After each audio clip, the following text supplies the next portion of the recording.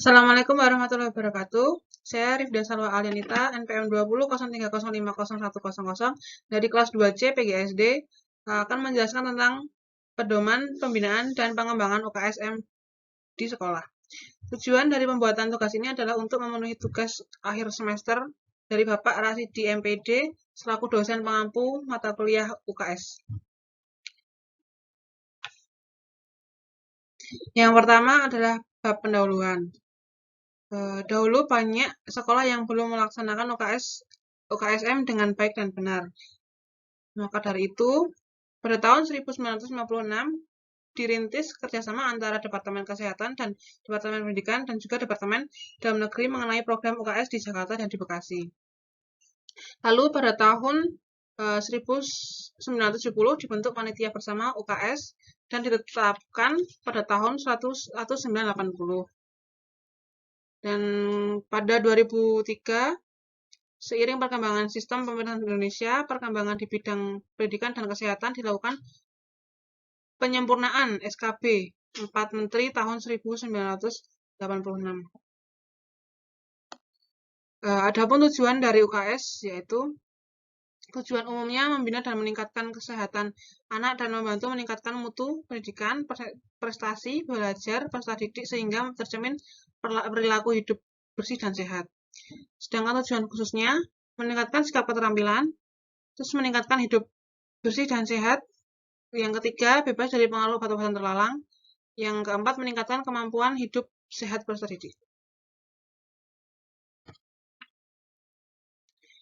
Yang berikutnya adalah pengetahuan umum. Fungsi dari UKSM adalah sebagai penanggung jawab dan pelaksanaan program di sekolah atau berdasarkan prioritas kebutuhan dan menyiapkan sekolah menjadi sekolah yang melaksanakan program UKS dengan baik dan benar. Adapun syarat-syarat dari pelaksanaan UKS di sekolah yaitu satu, mempunyai tim pelaksana UKS atau UKSM. Yang kedua, ada guru pembinanya. Yang ketiga, ada mempunyai ruang UKS tersendiri. Yang keempat, ada kader minimal 10% dari jumlah siswa. Yang selanjutnya, mengimplementasikan trias UKM atau UKSM. Yang selanjutnya, mempunyai papan nama tim pelaksana UKSM dengan ukuran disesuaikan dengan papan nama lainnya. Selanjutnya ada tugas dari UKSM, yaitu yang pertama melaksanakan mulai dari penyusunan rencana, melaksanakan kegiatan, melaksanakan penilaian, monitoring, dan evaluasi pelaporan. Yang kedua, melaksanakan program trias UKS, pendidikan kesehatan, pelayanan kesehatan, dan pembinaan lingkungan sekolah sehat. Yang ketiga, menjalin kerjasama dengan orang tua, komite sekolah, masyarakat, LSM, dan yang lainnya. Yang selanjutnya, yang keempat, menyiapkan sekolah menjadi sekolah bersih dan sehat. Selanjutnya, melaksanakan ketatausahaan dan ke database kegiatan. Yang selanjutnya, menyampaikan laporan pelaksanaan kepada TP UKSM kecamatan. Yang terakhir, melaksanakan ketatausahaan tim pelaksana UKSM. Adapun langkah-langkah dari penyelenggaraan UKSM, yaitu yang pertama, identifikasi masalah, yang kedua, pemecahan masalah, yang ketiga, skala prioritas program, yang keempat, pelaksanaan program, yang kelima, pengendalian dan pengawasan program, yang terakhir, monitoring, evaluasi, dan pelaporan sekolah. Yang bab kedua yaitu penyusunan perencanaan kegiatan UKSM di sekolah. Yang selanjutnya adalah penyusunan rencana kegiatan UKSM. Adapun rencana kegiatan tersebut adalah satu, rencana kegiatan UKSM tahunan, yang kedua rencana kegiatan dan rencana anggaran belanja UKSM, yang ketiga langkah pelaksanaan. Dari langkah pelaksanaan itu menyusun rencana kegiatan UKSM dan rencana anggaran belanja atau RAB. Yang kedua, mengajukan rencana kegiatan UKSM dan rencana anggaran untuk dimasukkan pada KRS dan RKS maksud saya. Yang ketiga, sekolah dan komite sekolah menetapkan dan mengalokasikan ke dalam RKS dan RABS. Yang keempat, penyusunan rencana kegiatan UKSM atau tahunan atau penyusunan rencana kegiatan UKSM yang perlu memperhatikan jenis kegiatan yang perlu ditambahkan dan juga waktu pelaksanaan kegiatan. Yang selanjutnya ada fungsi organisasi perangkat daerah, kabupaten, dan kota. Di situ sudah tertulis fungsi dan tugasnya dari masing-masing dinas pendidikan kabupaten dan kota. Selanjutnya masih tugas dan fungsi dinas kesehatan kabupaten dan kota. Yang selanjutnya ada tugas tim pembina UKSM kabupaten dan kota. Tugasnya meliputi menyusun rencana kegiatan pembinaan dan pengembangan UKSM yang meliputi pendidikan kesehatan, pelayanan kesehatan, dan juga pembinaan lingkungan sekolah.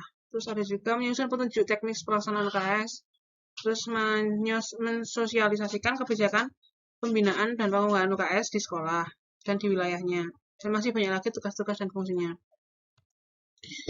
Yang selanjutnya itu ada tugas tim pembina UKSM tingkat kecamatan.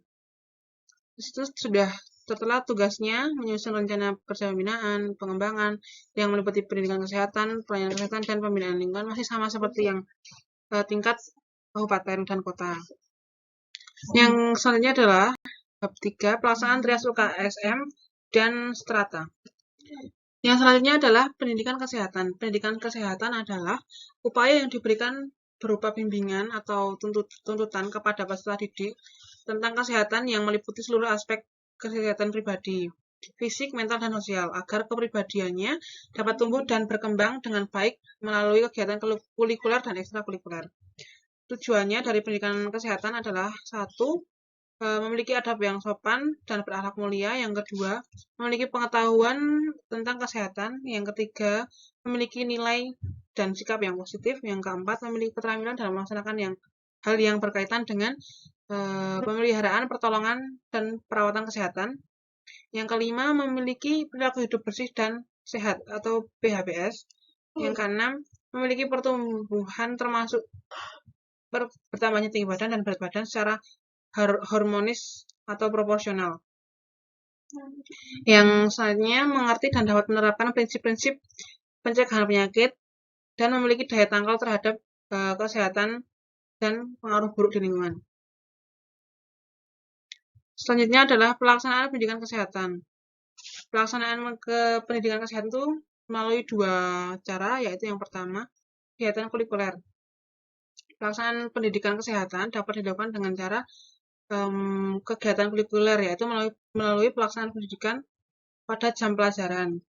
Sesuai kurikulum berlaku dari mulai taman kanak-kanak sampai SMA, SLB, dan boarding school, dan yang lainnya. Yang kedua, kegiatan ekstrakurikuler. Kegiatan di luar jam pelajaran, termasuk kegiatan pada waktu libur, yang dilakukan di sekolah ataupun di luar sekolah.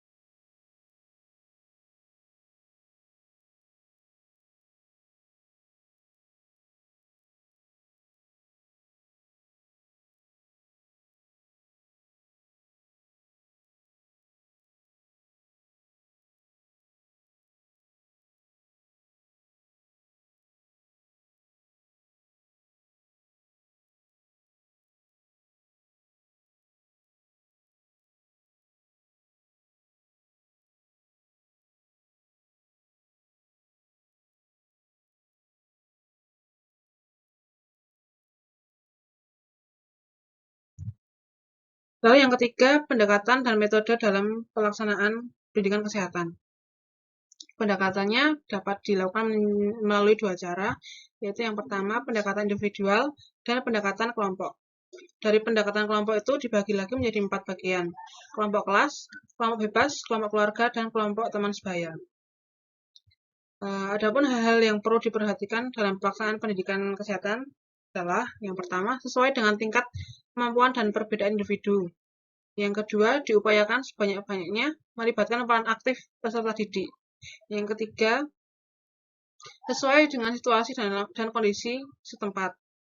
Yang keempat, selalu mengacu pada tujuan pendidikan. Yang kelima, memperhatikan kebutuhan dan kemampuan siswa. Yang keenam, mengikuti atau memperhatikan perkembangan ilmu dan teknologi. Yang ketujuh, dilakukan dalam rangka pencapaian tujuan pendidikan kesehatan dan pembinaan dan pengembangan pendidikan. Adapun metode yang dapat dilakukan dalam melaksanakan pendidikan kesehatan adalah 1.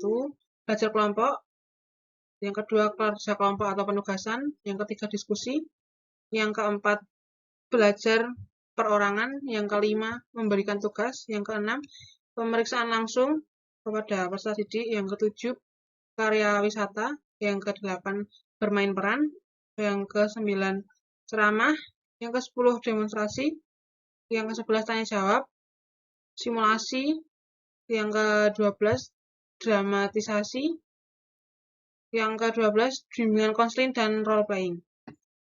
Selanjutnya ada pembinaan lingkungan sekolah. Lingkungan sekolah dibedakan menjadi 2. Yang pertama lingkungan sekolah yang berupa fisik, itu dapat berupa ruang kelas, ruang UKS, ruang laboratorium, kantin, WC, sarana olahraga, ruang kepala sekolah, dan yang lainnya yang berupa ruang yang bisa kita gunakan dan bisa kita manfaatkan. Sedangkan lingkungan non-fisik itu berupa perilaku membuang sampah pada tempatnya, perilaku mencuci tangan, menggunakan sabun air dan air bersih, perilaku memilih makanan yang baik dan sehat. Selanjutnya ada yang keempat, monitoring bab 4, monitoring, evaluasi, dan pelaporan. Monitoring adalah kegiatan yang dilakukan dalam rangka pengawasan, pengontrolan, atau pengendalian terhadap suatu objek kegiatan yang akan atau sedang dilakukan. Yang selanjutnya adalah evaluasi, adalah salah satu kegiatan pembinaan melalui proses pengukuran hasil yang dicapai dibandingkan dengan sasaran yang telah ditentukan sebagai bahan penyempurnaan pelaksanaan dan perencanaan UKSM yang akan datang. Yang ketiga, pelaporan adalah kegiatan melaporkan atau menyampaikan secara tertulis atau segala kegiatan yang telah dilakukan mencakup program pelaksanaan UKSM yang dilakukan tim pelaksana UKSM. Yang kelima, bab 5, indikator kebersihan. Adapun indikator input, indikator output, dan indikator dampak. Indikator input adalah gambaran mengenai sumber daya yang digunakan untuk menghasilkan output dan outcome, seperti kualitas, kuantitas, dan kehematan. Selanjutnya ada indikator output adalah ketersediaan bentuk barang atau jasa yang dihasilkan dari suatu kegiatan berbentuk kualitas, kuantitas, dan efisien. Indikator dampak adalah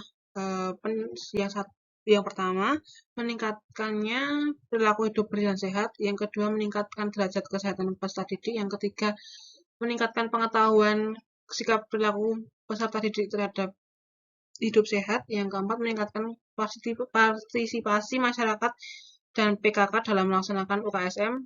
Yang kelima, terwujudnya UKSM di sekolah. Terima kasih, sekian dari saya. Wassalamualaikum warahmatullahi wabarakatuh.